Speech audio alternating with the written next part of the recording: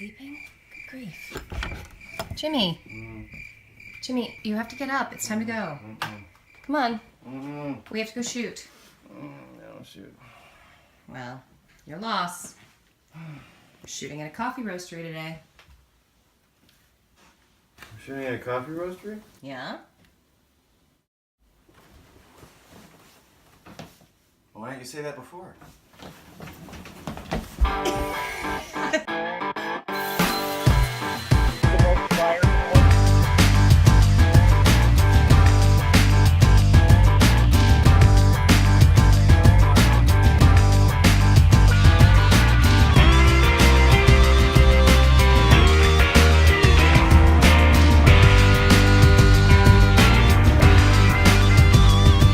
So the story is that Kaldi, the goat herd, was herding his goats in Ethiopia. They're eating this fruit and they're dancing around all happy. And he's like, oh, what's making my goats jump? And so he tastes the beans and he's like, wow, this is pretty good. Huh. And that was the beginning of coffee. That's the lore of coffee, is Kaldi, the goat herd. Kaldi the goat herd. Yes.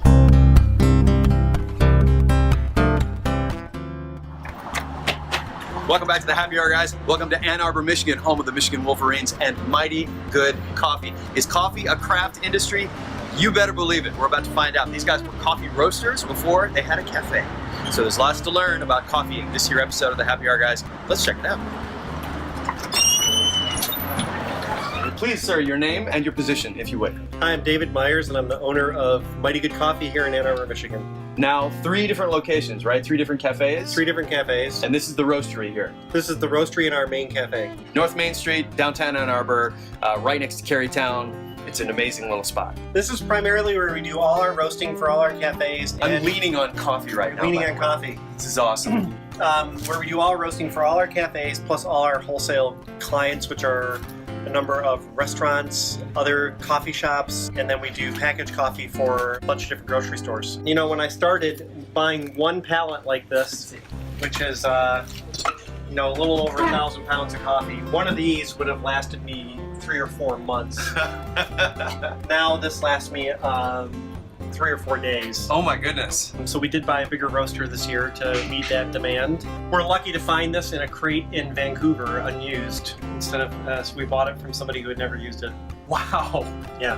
Now, I've been told that you actually go to many of these farms and speak to the farmers before you purchase them. We have been several times to Central and South America to buy coffee. Where are some of your favorite destinations? Well, I'll show you, this is really interesting. This bag right here, Hacienda El Zafiro. This is a very small family-owned Colombian farm. We were there in December last year.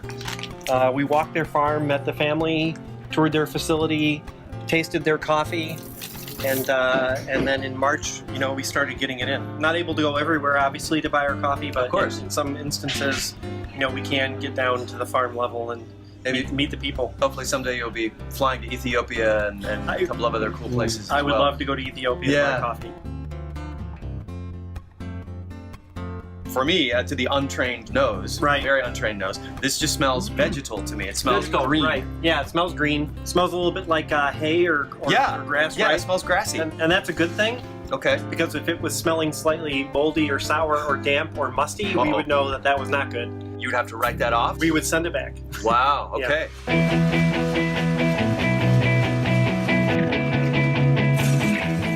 So when you roast coffee, what exactly chemically are you doing? So, well, the first thing that happens is essentially roasting coffee is a lot like baking bread. So what we have here is a dry grain product. It's a seed, actually. Coffee is a seed. What we do is we put that in the roaster, and the first thing we do is we start to dry the moisture content out. And then what happens is we start to caramelize the sugars. Ah, okay. Right? Okay. So what happens is you start to get the breakdown of the sugars in here. As with bread, it starts to rise and grows in size. We're roasting out the moisture and caramelizing the sugars, and we're trying to get what's called two reactions, an endothermic and an exothermic reaction going, breaking down the structure where then it grows in size. So these beans are this size here in my hand, and they're about twice that size when they come out of the roaster. Wow. So we gain volume and lose density in the roasting process. And all we're trying to do is get to the point where The sugars are caramelizing enough to have great flavor without then burning them and turning them into carbon. Right. That's Maillard reaction, which is exactly the same reaction as baking bread. Actually, baking bread and roasting meat. Roasting meat. The yeah. Maillard reaction. We talked about that here on the show. And coffee is also a fermented product. Most people don't know that. I don't think we knew that either. Tell us where does the fermentation occur? So the fermentation is when this is picked from a coffee tree. It's a fruit. No idea. It's covered in a red cherry. Yeah. And that is then put through a series of grinding discs, wheels, that depulp it, Okay. and washed with water. And then that coffee then sits in what's called a fermentation tank for another 18 hours, at which point those sugars in that fruit break down, and then it's washed away. So we ferment the fruit off Wow. to leave us the seed, which we can then roast. I had no idea. I did not know that about coffee. And I am such a fan of coffee. You find that with a lot of people, especially in the United States, they're like coffee freaks, but they really don't know anything about the process. Yeah, pretty much. Wow. Yeah. So I'm going to read directly from the Mighty Good website right now. Our philosophy: good coffee satisfies the soul and the senses. Founders David Myers and Jim Levinson, friends for over 20 years, founded Mighty Good Coffee, combining what they love most: family traditions, artisanal craft processes, building local community, and fantastic coffee. And just like every other wonderful craft industry we've ever visited, these guys do it the right way. We're gonna go make a cup of coffee. Yes, of course, all that's left is for us to put this to the test and drink the coffee we just roasted. You wouldn't normally do this with freshly roasted beans. They need to sit a minute, but as usual, I just couldn't wait. And this particular coffee maker is called a Japanese siphon, which, in addition to making the coffee taste even better, I mean, look at that thing. It just screams, make coffee!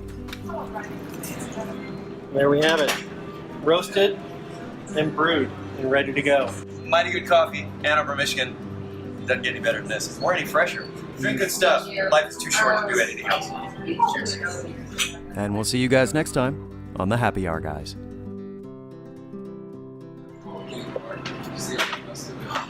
Always coming here for coffee. Always.